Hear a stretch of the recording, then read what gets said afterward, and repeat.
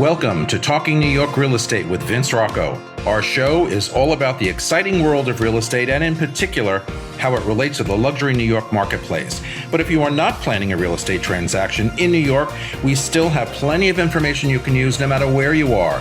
Now, here's our show. Good morning, everyone. The New York City real estate market is beginning to thaw, presenting new opportunities for those ready to navigate its evolving landscape. Empowering success in this dynamic market requires adaptability, strategic insight, and a deep understanding of shifting trends. Private exclusive networks is a new tool being talked about in New York City real estate, offering buyers and sellers a competitive edge in a fast-moving market. Or are they? These invitation-only platforms give agents access to off-market listings, discrete transactions, and high-net-worth clientele who prioritize privacy and exclusivity. And women have become a driving force in real estate, breaking barriers and shaping the industry with their expertise, resilience, and innovation. From top-performing agents to influential developers and executives, women are redefining success in a historically male-dominated world. And with me today is one of them, Bess Freedman, CEO here at Brown Harris Stevens, and she says, in our business and in everything, reputation is essential. It's what arrives in the room before you do. How do we want to show up? Can we do this the right way? Our purpose is taking care of people, emotionally aligned and vested in the process. I know it opens something up and enlarges who we are, and that is what I love about our company. And she joins me today to discuss. But first, let me welcome my listeners and viewers from across the United States and all around the globe. I am Vince Rocco, and this is Talking New York Real Estate. So let's go behind the headlines and inside real estate, the state of our industry. Hi, it's Stephen Bailey from Roadway Moving and Storage. Listening to Vince Rocco, you know the right partner makes all the difference. At Roadway, we deliver an experience your clients will love. For specialized services and white glove care, choose Roadway. Want to learn more? Email me at steven@roadwaymoving.com or visit roadwaymoving.com.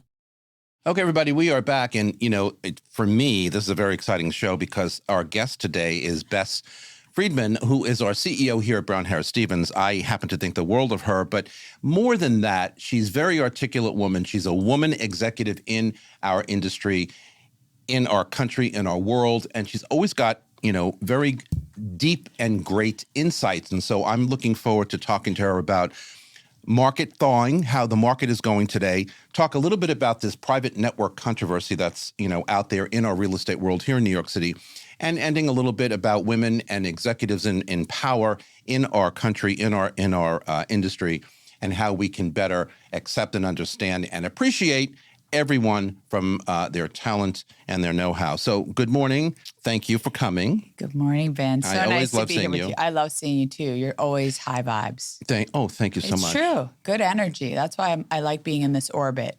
Feels good here. Yeah, I feel good here too. I mean, you guys have done a great job building this whole thing for us. This is like your studio, though, basically. I know. I tell everybody you have to make sure it's Vince Rocco Studio. Yeah, should be. Before you come in here. Anyway, let's talk a little bit about the marketplace because, as we talked a little bit about my observations before the show started, my observation is one agent, discussing what I see or how I feel about it. But give us, from your perspective, because you hear from managers, you hear from directors, you hear from agents, alike, what really is happening out there in the marketplace. And keep in mind, everyone, we've come from very, strong markets, overbidding markets to, the last 2 years of being sort of questionable based on a lot of factors. What are you hearing from your people and what are you seeing out there today? Well, I think there's a lot of different stories to the markets because every market has a different story. And I think in New York City in particular, it's a little bit confusing. We're starting to see a bit of a comeback. Things are improving. Deals are getting done. Open houses are packed in some places where things are priced right. And that's very good. So people are feeling, agents are telling me that they're busier than ever. The numbers are picking up. Written business is picking up. So that's all really good, and we've seen rates start to come down a little bit. But that's the New York City story. Connecticut story is a little different because there's a lack of inventory, but a very high-demand market, same with Palm Beach and Miami and all of those things. And those are more discretionary markets, meaning, they're luxury, a lot of them. If you're buying in New York City, it's expensive. We know that. I mean, let's not kid ourselves. And nationally speaking, that housing market is really challenged because first-time home buyers can't afford homes. The prices are crazy. Inflation is high. Rates are too high. They can't get into the marketplace. And that's a bigger story, a bigger challenge. We have a lack of inventory in the United States. We need to be able to build more housing for people because I still think that owning a home, whatever it is, small, whatever it is the American dream. And I think it's a way to build economic security, intergenerational wealth. It's also a place for consumption where you can live and you go home and it provides shelter. And I always distinguish it from other investments like stocks or whatever it is that you believe in, crypto. There's all different things. But real estate to me is just sacred. And I'm not just talking my book. I'm saying it because it's me firsthand. You know, I've invested throughout my homes and it's been really beneficial. And I know people who've done the same thing. And so I think we have some challenges in the housing market. We have challenges and they're always exemplified here in New York City, of course, because of the nature of the city itself, the largest of it. But talk a little bit about, your opinion on why we have this housing shortage, why sellers are still kind of reluctant to sell, because that really is what it comes down to. I especially work in a building that I've worked in for, 17 years that I sold from brand new, floor plans, blah, blah. And I'm always at least good for 10, maybe 12 deals a year in that building. And I've noticed over the last 2 years that has cut way down, has pulled way back. I think I know why. Let me hear your opinion on why sellers right now, because everybody asks me the same thing. I can be walking around that building, which I do on a regular basis, and people say to me, Vince, I want to sell. Vince, I want to sell. But what's the but? Well, I think, look, let me just unpack it a little bit. The central nervous system of the housing market is supply and demand, right? That's the basics. We know that. And supply is challenged. Why? Why don't sellers want to sell? Because there's what we call the lock-in effect. And the fact that sellers have locked in these rates that are really low, the 2% and 3%. I was just talking to a panel about this the other day, and they're not going to list and sell unless they really have to. Right. And they're waiting to see. And so when they don't put their homes on the market, that holds back supply. And the demand issue, people still want to buy, but there's not a lot to choose from. Prices have remained high. Rates are higher than people would want. And so there's sort of, I described it in one time, about it's almost like when you were a kid at the dance and the boys are on one side and the girls are on the other, and like they're waiting to see who's going to get out there. It's been a little bit like, it's a little bit like that who's going to make the first move? Who's going to get out there? So buyers and sellers have been a little bit of gridlock in that way. But we're starting to see a little bit of a pickup, and sellers who have to sell will put their homes on the market. But the ones that don't, I know plenty of them are just like waiting because they've locked in something really incredible. And look, money is more expensive today. Yeah. And I don't think it's going back down to those numbers. I don't know if they will, but I agree. And, unless you have to move, as you said, they're not going to do so readily. Let's drill down a little bit, though, on pricing. So when somebody does decide they have to move, okay, we all know, and we've said this for years, okay, and I'm in this business many, many years. If something is priced well, it sells. Always. If something is not priced well, it doesn't sell.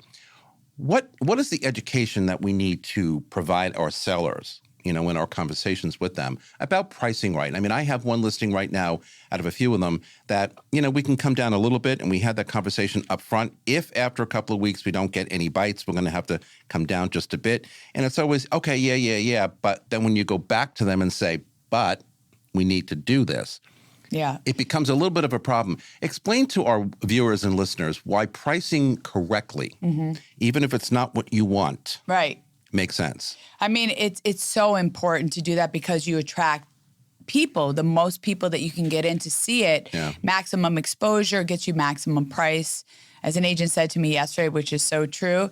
But remember, pricing is not an exact science. No. People want to be able to say, boom, this is the price. What is the condition of the apartment? What other apartments are similar to it in the building that we can compare it to? What's the demand right now? Who's out there in the marketplace? So you have to consider all of that, and it's all steeped in human psychology. Markets are based in that, and so whether it's a recession or whether it's like a complete bull market, it doesn't matter. If you price something right, someone's going to come in there and they're going to bid it up. And so even in a terrible market, if I put something on the market at a undervalued price, people are going to, oh my God, look at this one bedroom. Last year it sold for $700. This lady's got on the market for $499. You'll have a line out the door and it will get bid up. And that's the beauty of our marketplace, because all you need, I always say this, you just need one cowgirl or one cowboy. I've seen it time and time again, who doesn't really care so much about exact pricing and says, I want this apartment. I've seen it. I want this apartment for my daughter. There's 10 people out the door. I'll pay XYZ to get it. I don't care. I'll blow away all the competition. I'll spend 10% more, 20% more, because money is nothing to me. And that's what the beauty of our marketplace is when you price right. When you overprice and there's oversaturation, people are like, well, who do they think they're fooling? And where'd they base this on? So you want to price as best you can, and then the market is efficient and sorts it out based on supply and demand, comparables, what's going on, and where people are, People say it all the time, and it's very true. The market speaks. And when the market speaks negatively about a price or about a listing or whatever, when it doesn't, when it's quiet, that's speaking. It's like when someone doesn't call you back, they kind of not calling you back, that says something. That's huge. Yeah. Okay. And people need to understand that. The market has really changed through the years, as we all know that. And in the 23 years that I'm in this, 22 years I'm in this business, I've seen so many ups and so many downs, ebbs and flows, whatever you want to call it. And people say to me all the time, but New York City is a marketplace where there are so many apartments and so many people wanting to move or needing to move or have to move or whatever. Why does New York City, feel the brunt of a bad housing market in general compared to, other places around the country? And, how do we kind of work through bad markets? I mean, we all know how to work through good markets, and bidding wars, please come back. I mean, right. It works really well. But how do we learn as agents and executives to weather the storm of a market that's kind of not in free fall, but like stagnant and frozen? Well, I don't think that we're in a frozen market, but I think whether it seems like, as I said, like recession type, bear or bull market, let's say, correct, transactions are what we care about, because whether somebody just got a new job or lost a job, whatever their situation is, it may be good or bad for them, we're there to shepherd them through it. So as an agent, you just want to be the person that builds trust with that person who just got married or is going through a divorce or, is growing their family or they just lost a loved one. Whatever it is, we're not celebrating or whatever. We're there to help them with whatever their needs are. So really good agents know how to do that. And so build relationships with those people and say, oh, I'm so sorry, your mom passed away. Let me help you. Let me price this. Let me shepherd you through this difficult time. And I think that's what agents do. The market is not so important because people need to buy and sell always.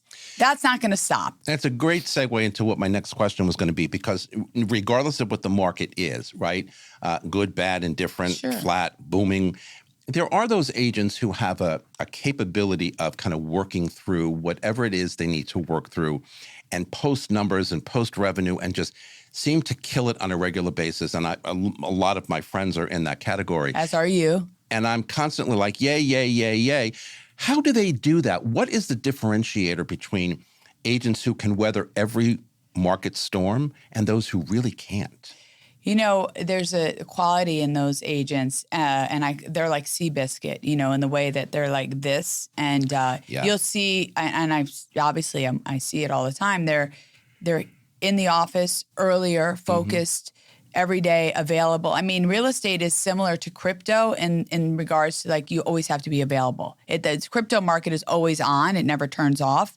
And real estate agents, professionals, are similar in that way. They have to always be available.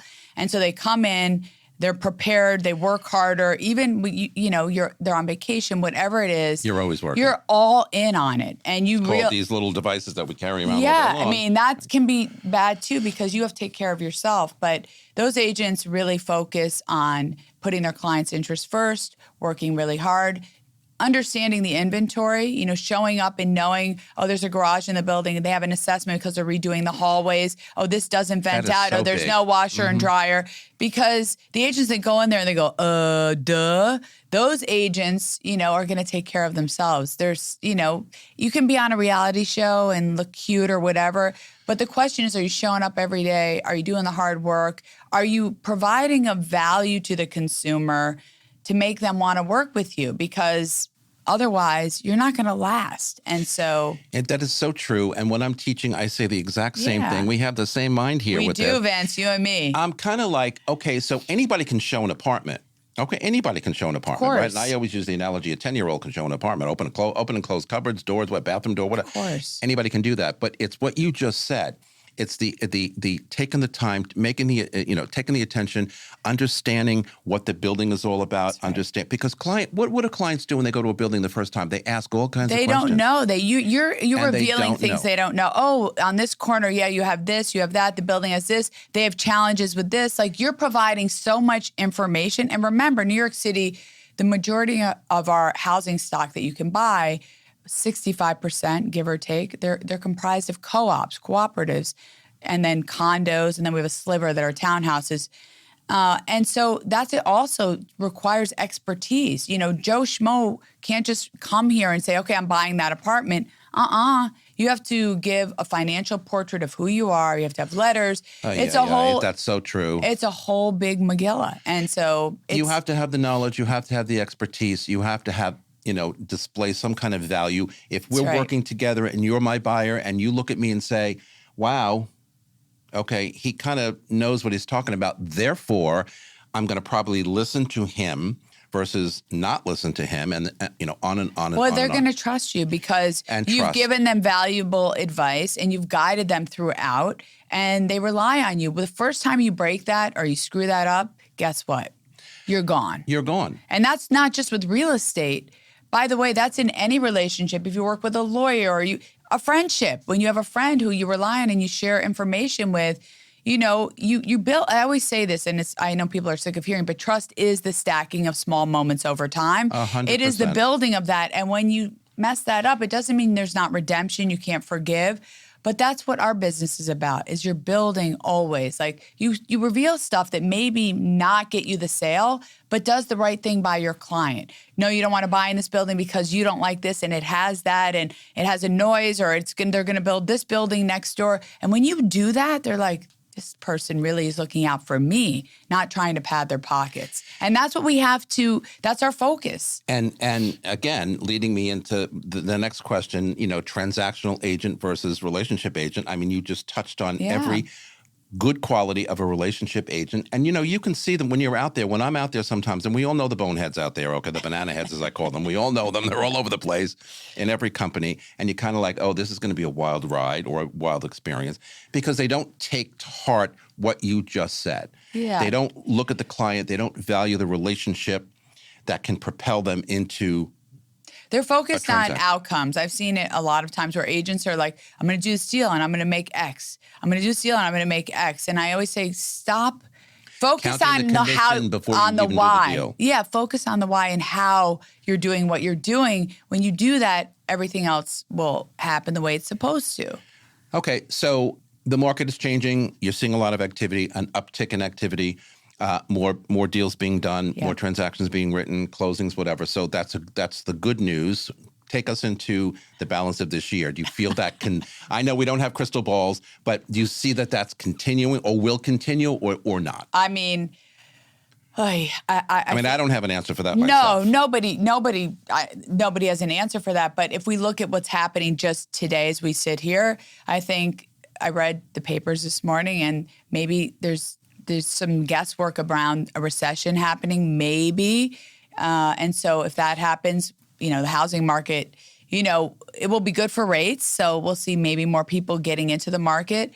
Stock market, we had the biggest drop yesterday since, I think, in 2022. Yeah. And so we have this thing with the tariffs, which creates more uncertainty. So I would just say this, uncertainty is not necessarily good for markets because people are on the sidelines, like those people at the dance, the boys and girls at the dance, waiting they're like, well, I don't know what's going to happen now. I remember that so clearly and vividly. That's well, because I remember those dances, I'd be sitting there with my friends being like, oh, he's here. And like, who's going to go out there first to dance? She's cute. Yeah, she's cute, but it's who's going to make the first, who's going to blink. But I think that everybody's trying to understand what's going to unravel.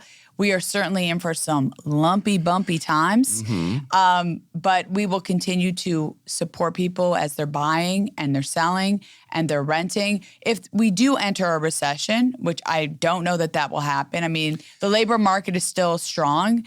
It slowed down. The last report showed that there's a bit of a slowdown, which could be a sign of something. Greg would know much more than I about that. But if we do enter a recession, we've been through them before, the housing market could potentially benefit because then rates will come down and sellers will sell and buyers will buy, and there'll be some sort of a pickup. And then, we always come back and figure it out. So we'll just have to see. It's hard to say. But last year was a very hard year in housing. So unbelievable. We've been through, post-global financial crisis. We've been through... Absolutely. Many. Yeah, the COVID. Yeah, 9/11. 9/11. Think of all the things that people are like, so we're resilient. We get through it. We figure it out. We have to navigate. We always are able to do that. We have to navigate. And as I say, I don't look like this on purpose. So we're going to take a quick break right now and come back with Bess Freedman, CEO here at Brown Harris Stevens. Talking New York Real Estate is just getting underway on this very busy Tuesday morning. Don't go anywhere. The Everset provides full-service staging and furniture rental solutions in the New York area. For more information, please visit us at staging.theeverset.com or email us at staging@theeverset.com to request a free proposal. Okay, everybody, we're back with Bess. So we're going to talk a little bit, change course a bit, and talk about these private networks that seem to be blowing up in one case, and people out there who are not experiencing this are wondering, is this good for us? Is this not for us? Good for us? So Bess, explain to us, how these things have come to play, what they're all about, and you used the term Trojan horse not too long ago. Yeah. If you want to explain to us really kind of what that means. Sure. Well, I think what we're seeing a little bit of, and look, we've had a lot of headwinds. We've had different changes in our agreements, which we're all working towards and figuring out, and different rules now that apply to the MLS, and even REBNY's adopted new rules, which is good. I think the more transparency, the better it is. More conversations we're having reveals things. It's very important. We want people to know what's going on. But there are companies that are doing things like a private network, and they're saying that this helps to test or pre-test the market. So listen, all of that, people should do internally things that they want to do, but I think you also have to be careful because sellers, if you're working for a seller, what's your fiduciary obligation? It's to them to put your client's needs first. It's not to drive up the price of your shares, right? So I'm critical of it and watching it because I think, it's sort of like it's frustrating because we have rules. We have a universal co-broke agreement that says that if you're going to list and market a property, like you have to share it with the community. And within why? 2 days or whatever it is. Yeah, because think about it. There was a time, for example, in Brooklyn where there was no co-broking. It was a disaster. Big time. Because what does that do for the seller? Then, you want everybody to come in and see your apartment so that you can get the best price by the most qualified person. And look, we work with people who are like, look, I don't want it on the market. I'm going through a divorce, or I'm a high-profile person. Off-market, marketing is one thing, right? But we've always offered that, and Correct. we still do it because, people who are high-profile and say, look, people know where I live. I want this very quiet. So we'll have a listing with them. We won't market it, but we'll call everybody, all the people that may have a potential buyer, and they'll get them in there. We want everybody to get in there because our obligation is to the seller. What this is seems to be something else, and it's like a 30-day sort of testing the market internally within one company because there's a discussion about that way there's no sort of days on market and no price drops. But how do you really thoroughly test the market that way? I don't know. Well, that's my thinking, and I don't believe in these networks. That's my opinion. I don't believe them at all. Based on what Bess just explained, that we have, gentle, nice, very workable, co-broke agreements. But when I read things like, it benefits the seller, or it's benefiting the buyer, or it's really, enabling agents to tap into higher wealth buyers and sellers, I just sit back and say, how? Well, it can't possibly. Well, you know what's because it's not out there en masse. Of course not. I mean, I had an agent come into my office yesterday, and I was laughing. I was like, I wish I had this on video. He was like, I love, for example, what Compass is doing with their private portal, because I've gotten like 2 listings from this. He said, because what I say to the sellers, if I'm competing with Compass, is they only want to keep it in-house. I'm maximized. I got Douglas Elliman, Corcoran, Sotheby's, Adam Modlin. I want everybody to come in and see you because I want to get you the highest price. Why would you want to keep it? But, listen, that's a way of sort of getting business. But even by their own, what they say in their own memos is the majority, 94% of their listings sell on the MLS. So this pre-marketing thing, they're testing it and seeing how it works.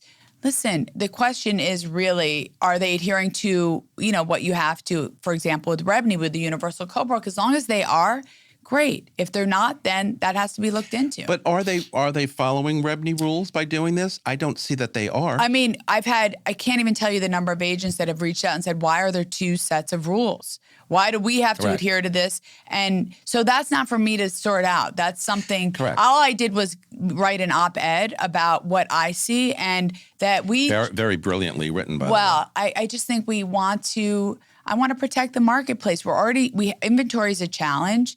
And look, listen, companies have always tried to figure out ways to keep things in-house to try to make more money. But, that doesn't work. It's unethical, and it's not the right thing to do. We want to try to put our sellers' interests first. We talk about transparency, and we talk about, competition. There really is no transparency when you're keeping it in your own door. We don't know. And there's no competition. Yeah. Right? As you said before, and correctly so, when you take a listing and you put it out there, as we discussed earlier, we have our fiduciary responsibility to our seller. We are out there to work for our seller, get that unit sold at the best price possible with the best negotiation possible. But that brings in competition. People from all over the place wanting to look at that apartment. But here's a question. So that's not happening. Let me give you a hypothetical. Let's say you have this private portal, and you get a seller to say, look, let us test it on here for you. And let's say that you think the value of the home is $2 million. And you do the testing, and another Compass agent within the portal says, I have a buyer who will pay $2.1 million. And that seller goes, wow, I think it was only worth $2 million. I'll do the deal. And they do the deal. What had happened? And so they're happy with that and whatever. Imagine they'll never, and here's the questions that they'll never know. This is the thing that they have to be aware of. Had they taken that listing and put it in the open market, that seller would never know that, let's say, a small mom and pop firm has a buyer that's specifically been looking for that. They didn't know about it, and they were willing to pay whatever it was to get that home. Maybe they would have paid $2.3 or $2.4. Is it the exception? Yes, but it happens. And what they're doing is they're betting on that versus exposing it to the full marketplace. And as long as sellers understand what they're doing and they're okay with it, that's up to them. But then the question is also this: when a Compass listing comes on the market, are we going, now was it tested before? What was the price? What did they do with it? What happened? So now everybody's scratching their head a little bit. I just don't know that it helps for transparency. It doesn't, my opinion, again.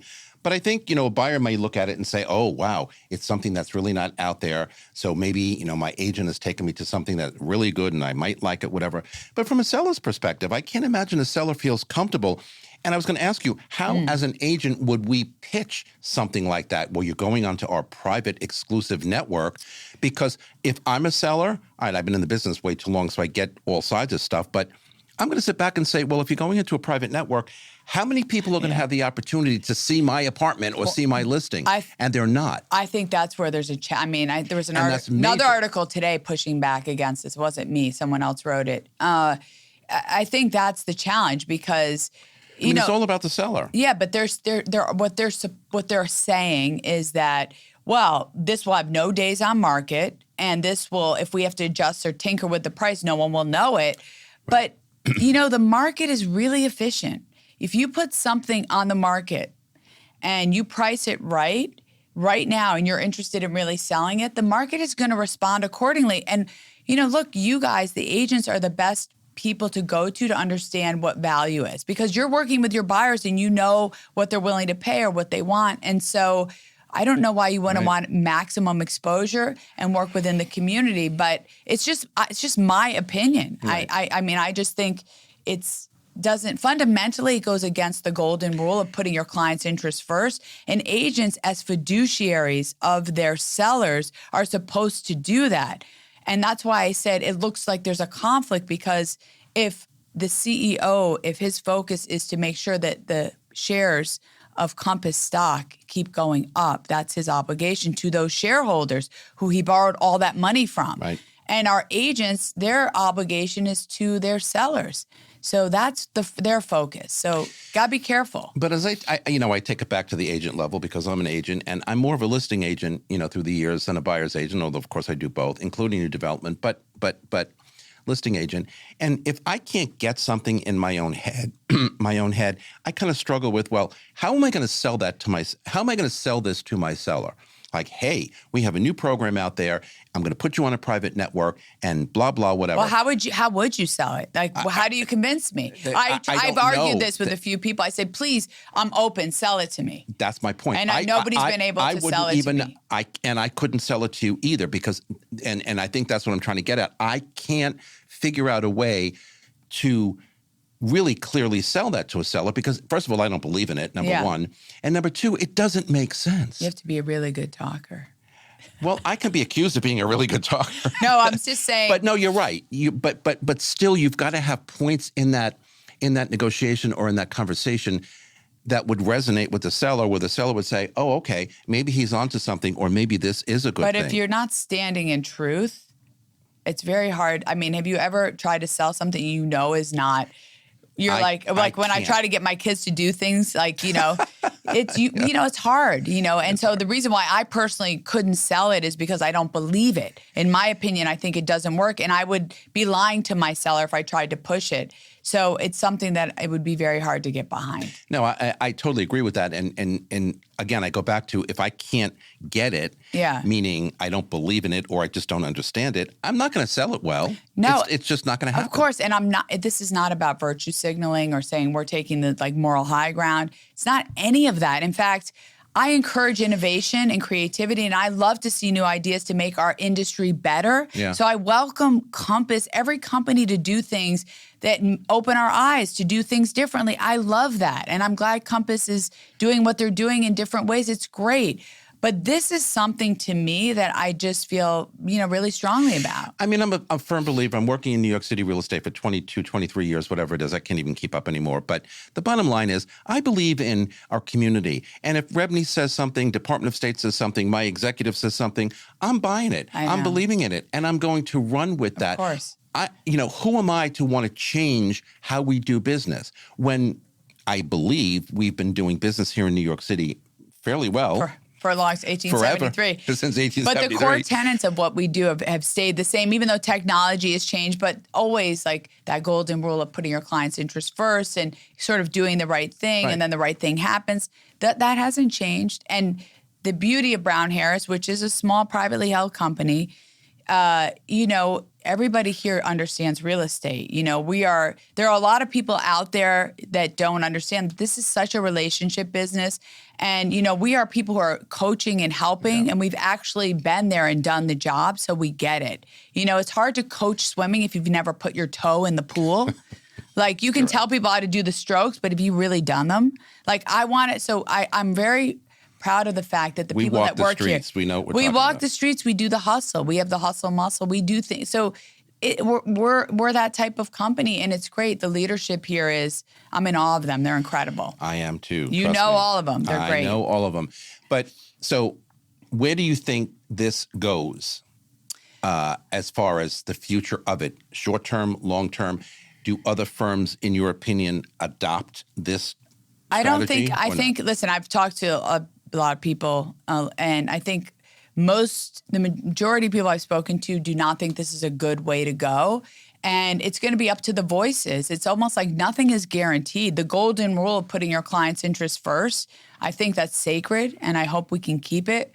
But it's like our democracy. Nothing is guaranteed. Don't get too cozy. You got to fight for everything. And I'm vocal about it because I care about it, and I'm going to fight for it because I have the courage to do so. I hope others will. Because if they don't, I'm loud and annoying, but I'm only one person. So I hope everybody gets vocal. Loud and annoying, she is not. Ask my kids, they'll tell you. Well, maybe. Maybe. Shut up, Mom. What I say on this program all the time is, the only consistent thing about our industry, real estate, the only consistent thing is change. Yeah. Right? That's So right. we are going to change in course. lots of different ways. We're not always going to be accepting of or liking something. But ultimately, I haven't seen a change that's really, well, a couple lately have been a little crazy. But The buyer's brokers agreement. It's just brokers learning agreement. them. It's just learning new language. It's just learning new language. Yeah. But, why did that even have to be? Or the rental lawsuit that's currently going on and may be solved by June 11th. So there are some changes that we question, okay? Yeah, of and we course. will learn eventually how to work through it. But I do believe, though, that we have to be, agents of change at some point. I agree. Just to kind of understand that we're moving along, growing. Change is growing. Life That's right. is moving and life is growing. But there are some things like this private network. And again, this is my opinion, okay? I don't agree with it. I just... But you have a right to, I don't as far see as the value of it. We're all allowed to have our opinions. And Yeah. so I also agree with that. I don't think it's makes sense, but let's see. We'll all see what happens and see how it shakes out. And in a couple of months, we'll have an update on how that goes. In the meantime, we have to take a break. We're coming right back with Bess. Don't go anywhere. This is the Moore Network, and this is Talking New York Real Estate. We'll be right back. This podcast is supported by the Moore Network, powered by Brown Harris Stevens. Real estate touches every aspect of our lives, from design and architecture to investing and the economy. Now there's a way to get all your real estate information in one place, the Moore Network. With more than 20 podcast and webcast series, the Mastery of Real Estate Network is powered by Brown Harris Stevens, one of the country's most distinguished brokerages. Discover advice from notable entrepreneurs, compelling topics, and access to top global real estate experts. Subscribe to their YouTube and Apple podcast channels by visiting getmorenetwork.com. Okay, everybody, we are back with Bess. So I want to talk a little bit about, you also wrote a great piece recently on women in our industry.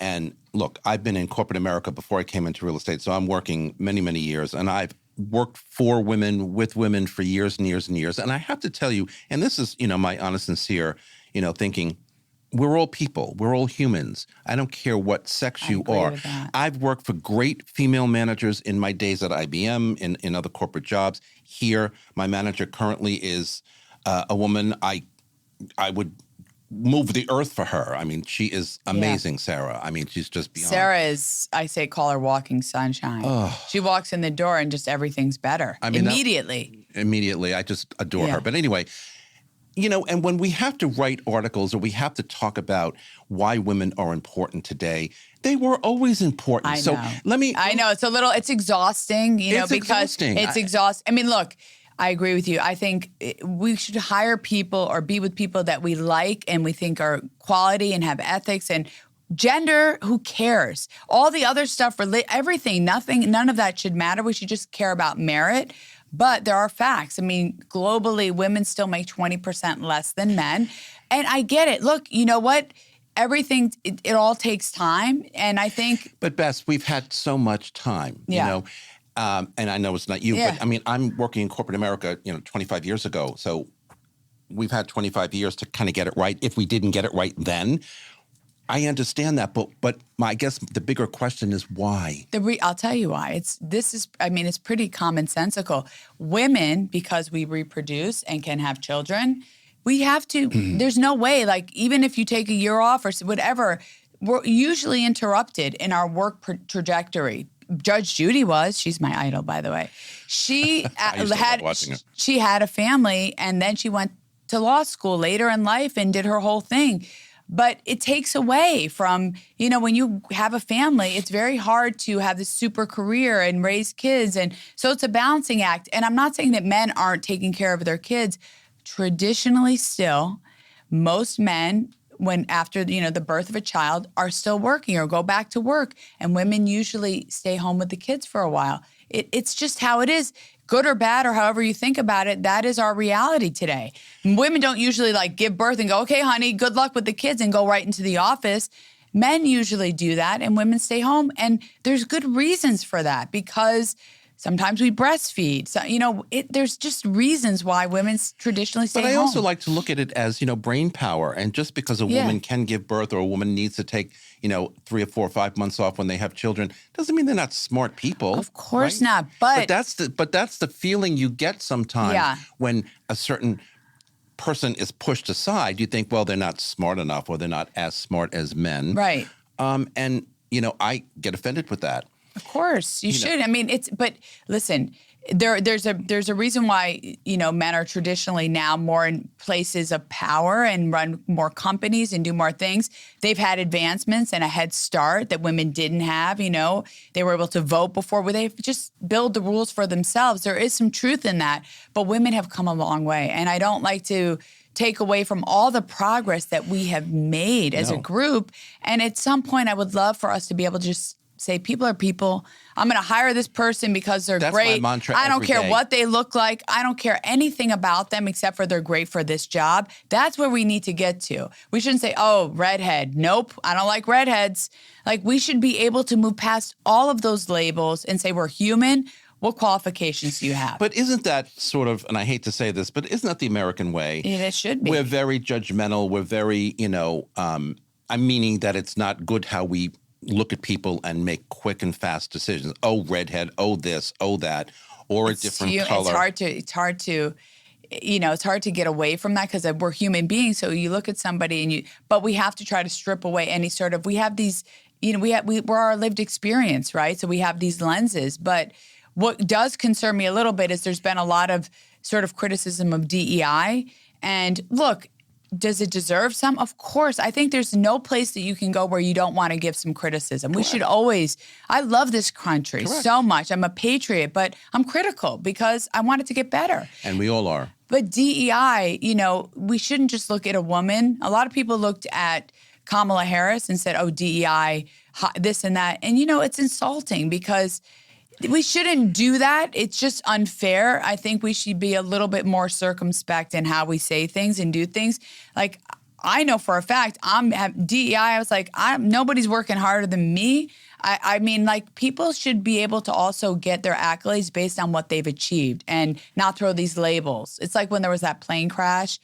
That horrible crash where there's those ice skaters that were lost. Oh. It was terrible, that collision and the helicopter. I mean, right away, it was like DEI hire or whatever. And it's like, let's get some information first before we start dividing and throwing labels and doing stuff. I don't think that's helpful. Well, the rhetoric that happens oftentimes in certain places can be very destructive. Yeah. Let's talk about women in our industry and real estate, because from my perspective, women have been running our firms throughout the city very well, very successfully, very long term. You being one of them.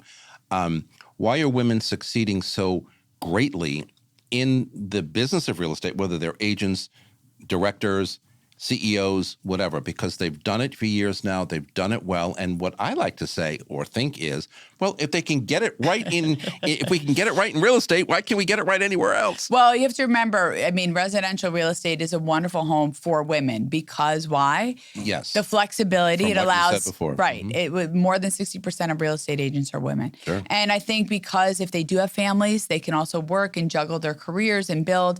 And women, not always, but can have a lot of EQ, emotional intelligence, know how to navigate, kind of not upset people. There's just skills I think that women have that work really well in residential real estate, relationship business. It's sort of, I think we thrive in that, and we're able to sort of juggle all things in real estate. And I think that's why you see a lot of my idol, my mentor, Barbara Corcoran, who I think I was just thinking about her. She blew the doors open. Oh. But for her, I wouldn't be here. So many people wouldn't be here. And so And she was way ahead of her time, too. I called her the Madonna of real estate. She blew the doors open. She did it differently. She said what she wanted. And she built a space where women could exist, grow, and thrive. And we should all be thankful to her because we have this big space now in residential because of Barbara. She just got it right all across the board. She still gets it right. Still gets it right. I mean, love she's just her. an amazing person. It was her birthday yesterday, Barbara. Oh, was it really? Happy birthday, Barbara. No, she really, I've met her a couple of times, actually on one of your panels too. She's amazing. But what I like to think, though, is I'm a guy, okay? I mean, I've worked, That's okay. I guess. I've worked with men, I've worked with women, whatever. Yeah. But in real estate, I have to say this, and I'm not just saying it because Bess is here. I mean it sincerely. I enjoy working with women in this industry, especially because, as you said, it seems to me like you're more connected to what we need to do as agents or what we need to do to keep the ball rolling and moving. It's kind of like that extra, sensitivity or understanding that, I don't think very many men, honestly, have. I mean, no, I'm not saying that they're bad managers or bad executives, but I just maybe relate better. I don't know. I get it. I mean, some people do. I think, this is being in a relationship business. The soft touch, listening. What we do, so much of it is psychology, and it's not just, all right, how many deals did you do? How much money did you? It's not. It's being available for people and understanding when they're going through a hard time or when they need some advice or whatever it is. And I think, there's something about the gender that is a little more sensitive, if I can say that, in my opinion. Yeah. I think not always, by the way, but many times you see that sort of virtue. You see that in women a bit. But I've seen men who are also very tender and kind. So, yeah. Oh, yeah, absolutely. It depends. So challenges. Are there remaining challenges for women in this industry and then course. In society as general? I mean, huge challenges. I mean, there are not enough women. Think about commercial real estate. Think about developers. Consider ownership of companies. Women are definitely, there's blank spaces there. So women, certainly there's more space to grow and more to do. And so, progress still needs to be made. And it's up to us to make it. It's up to the next generation to make it. Well, that's it. It's always a generational thing. And the youth of today growing into, the leadership roles of today and tomorrow, how do you think they're doing with that? Are they appreciating and understanding what you did when you were starting out in your career? I'm concerned, to be honest with you. Very concerned. I have 2 kids that are Gen Zers, and I'll tell you, so when I was a kid, I grew up in Troy, New York. I used to ice skate. I was a figure skater. I used to go all the time. I'd walk to the rink, and it was a few miles away, and I'd go in the cold. I'd carry my skates, and I would go because I was 10, 11. I wanted to skate. Nobody would drive me, and that's how I had to get there. Determined even 10. At 10, it's true. And I remember, when I think back on that, what that built in me as a kid, that muscle, like today I'll walk to go get something or do something. I'll stretch myself to a place that most people wouldn't. That was a gift that my parents just didn't do anything for me. I had to do it all. And what concerns me today is that parents have done way too much for their kids and not let life be the education, meaning fail, struggle, have a hard time.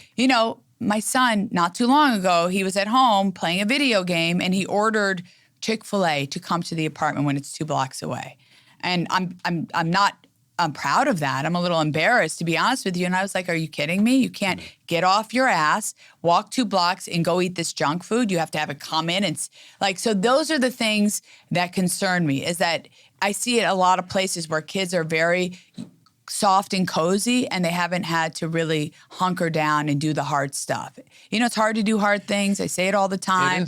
And, you got to make hard choices. Like when you're in bed in the morning, you're like, I got to go to the gym. Yeah, most people would love to just stay in bed and just chill and do nothing and eat chocolate but life, if you want to have great results, discipline equals freedom. You got to get your ass up and do the stuff. And that's what concerns me, because the new generation, I don't know if they know, and I own it. Part of it's my fault. No, see, and again, so well said, and leads me to my next thought, because, being a huge woman supporter all of my life and wanting to see women do even better than they have. Yeah. I would love someday to see a female president, okay, of the United States That will of America. happen. I think it'll happen one day. I mean, You know, Bess, I hope you're right. I don't know that this country is ready for anything like that, but I root for it. And anytime there's a candidate, I'm going to be right behind it. But as you said, I get a little concerned about the youth of today because I have nieces and nephews too who life experiences don't seem to be no, because as you know important. why? Because of this. Well, we can do a whole show on those. But it's like if you read Jonathan Haidt's The Anxious Generation about phones and what it's doing. And that's part of the reason why I have not, but I'm going to. the kids Okay. are so, it's like if you take the subway or you look around, there's not a person that is making everybody is just looking at, everybody is on the subway train, you're so right. Everybody either sitting or standing is looking at their there's phone. a level of disconnect, there's an attention deficit today. And our kids, unfortunately, have been sort of the victims of that. It's not their fault that they grew up where this has got to be in your hand all the time.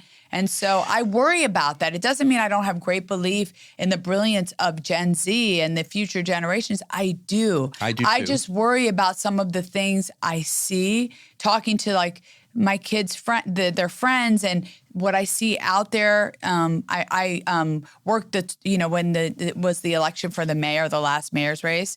I worked that day at the poll booth and I helped and did, and talking to kids and hearing what people have to say concerned me, Yeah, it's kind of like when you hear things like, that doesn't really bother me, or that doesn't really, the one that really gets me, that really doesn't affect me. And I think, no, hold on. It does affect you, or it can affect you. I mean, again, I have nieces and nephews, and we can go not only Gen Z, but we can go to the millennial. Well, the millennials are the unburdened group. Yes. Yeah. Sorry, listen. I think people are I love people. them all. I just think that the best gift that you can give to your kid is to let them fail, let them struggle, let them have a hard time, let them have to pay their bills, let them, and I think we've protected them and we've hovered over them. And I had lunch with a guy yesterday who told me like his 13-year-old is like having lunch at some fancy restaurant and Ubering down there. And I was like, wow, what's he going to be doing at 17? Bess, I walk out of my apartment I'm not building kidding. sometimes to go to, come here early or go, do my real estate stuff early. And kids who live in my building, okay, I don't know, 12, 13, 14, whatever they are, they're standing there waiting for Uber cars and Lyft cars. And I'm thinking, get your 2 feet and your 2 legs moving. Walk to school. Walk to school, take the subway, do whatever. Who's paying for their Uber car every day to go to school? Really? And not to make myself look great, but if I wanted to, of course, I could like take a car or a cab to work. I don't live that far. I took the subway this morning. Yeah, me too. You know why I take it? It gets me here in 5 minutes. Me too. It's efficient, quick, and I don't get jostled around in the car, which gets me sick. And I like it because I can listen to music or a podcast. I was going to say, listening to music, of course. Whatever. I like to Bad Bunny's new album is great, by the way. Okay. Okay. But I'm just, I should have told Greg that when he was here. Yeah. He would not have liked the Bad Bunny. Benito is his name, by the way. And he's very cute. He would not like that. Okay. But no, you're right. I mean, again, it's part of living. And back to the women in leadership roles who I believe will continue, should continue, and have to continue. But it starts at a very young age. Look at your own career. You are an attorney. You're worked in real estate. You're now an executive in real estate, CEO of a company. I mean, these things just don't happen without a lot of work, a lot of effort, a lot of want, a lot of desire. I want to change the world. I want to be very effective, right? Yeah. You want to kill it. You want to be out there and you want to kill it every day. Yeah, you want to you have to have some ambition and will, to do things and do the right things. And it's not about power for yourself. It's sort of like doing things the right way. And when you do that, success for yourself comes. It's not about, I want this big title. I want a lot of money. If that is the focus, you can get distorted. Correct. You have to try to think about. But you can also get that title and be ineffective, right? That's right. And not be good. And not do things, and then, you say at the end of the day, how did I do today? Did I do things the right way? Yeah. How will people talk about me when I'm not around? Well, I say that all the time because— You're so right with No, that because people, I know, I do what I do because I want to do it, whatever. I don't need anybody to write anything or say anything. But I know those interactions that I have with whoever it is, whether it's the guy in the deli to whoever it is, a person who— I feel blessed that I'm able to share in that with people every day. And it's not that's all there is in life. is those interactions and seeing people where they are and, paying attention a little bit. That's it. That's all there is. That's all there is. But there's, like you said, even with the, getting back to the youth, I mean, it takes a certain something to understand that you've got to walk through life. One of my famous lines is, I've walked the earth a lot longer than you have, so I'm not saying I'm better than you. You have the experience. I have a little more experience than you do, so maybe you want to listen to what I have to say.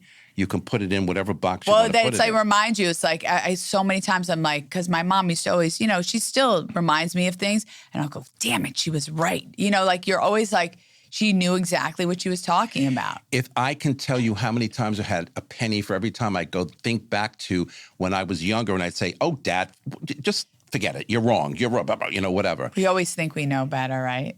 And then funny. I think about it all these years later. He's gone, but I think about it all these years later and say, wow, Dad was right about that. But you have to remember and I didn't want to hear it. But you have to remember your parents are on your team.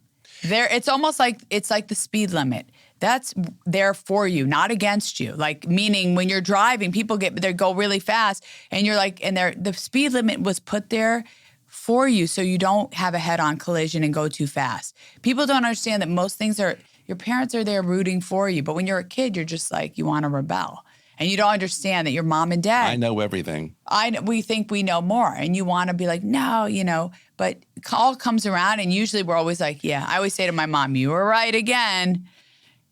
She's, you got to listen. I hope my kids start starting to listen. My daughter always did, pretty much. My son's getting there a little bit. Little at a time. Little bit. Last question. So what was the point of your article about women? What were you trying to get out there to the younger women today, the existing women who are in good jobs, whatever? What was the message overall? I think it was just that there's been incredible progress, and I'm really inspired by that, and I don't take it for granted, not a day. I'm grateful for the seat that I'm in and but I know I bring a lot to it. But at the same time, it's okay to have these two different contrasting thoughts. There's still so much progress that needs to be made, meaning we're not there. It's going to take time. Till we get to a better place, but we're always working towards it. But to not acknowledge the progress that has been made is unfair because, hello, we're getting there. And I think we will continue to do so. And I'm inspired by all of that, really. Yeah, and it's called life. We learn, we live, we learn. It goes quick. By the way, there's a book called 4,000 Weeks that if you live to 80, you get 4,000 weeks in your life, and so remember, the 4,000 weeks is not a lot, so value. 4,000 weeks is only 80? Yeah, if you live to 80, that's what you get. Oh, wow. If you think about it, you're like, oh boy, I don't got so many weeks left. That's what I'm saying. I used to say, I don't want to be 80. Oh, no, I don't want to be 80. As you older you get, you're like. Now I'm like, okay, I hope I get to 80. You're like, 80's young today. What do you mean? 80 is young. My mom is 91, and I'm like, I don't know if I want to be that old. Well, people are living old. They're living much older because of all the things we know about medicine and what we do and how we take care of ourselves. We're not chain smoking anymore as much anyway, on occasion. This is true. Yeah. All right, that's our show for today. Bess Freedman, I love you dearly. That was so much fun. And we will be right back with my thoughts for the week. Don't go anywhere. Hi, it's Stephen Bailey from Roadway Moving and Storage. Listening to Vince Rocco, you know the right partner makes all the difference. At Roadway, we deliver an experience your clients will love. For specialized services and white glove care, choose Roadway. Want to learn more? Email me at steven@roadwaymoving.com or visit roadwaymoving.com. Okay, everybody, we are back with my thoughts for this week. So navigating a tough real estate market in New York City requires resilience, strategic planning, and a deep understanding of current market conditions. With fluctuating interest rates, evolving buyer and seller expectations, and shifting inventory levels, real estate professionals must stay agile and informed. Success in a challenging market means leveraging data-driven insights, maintaining strong client relationships, and embracing creative marketing strategies to stand out. Networking remains crucial as connections can lead to off-market deals and exclusive opportunities. Additionally, adapting to new technologies such as AI-driven analytics can enhance efficiency and our decision-making. By staying proactive, negotiating effectively, and remaining patient, real estate professionals can find success even in uncertain times. And that's our broadcast for today. Thanks to Bess for being here on set with me. You can follow me on Facebook, on Threads, Instagram, LinkedIn, Blue Sky, or TikTok at Vince Rocco. And Eleanor Roosevelt said, the future belongs to those who believe in the beauty of their dreams. And from all of us here at Talking New York Real Estate and the More Network, to all of you all around the world, thanks for spending a part of your day with us. I am grateful, and I will see you next time. Goodbye, everybody.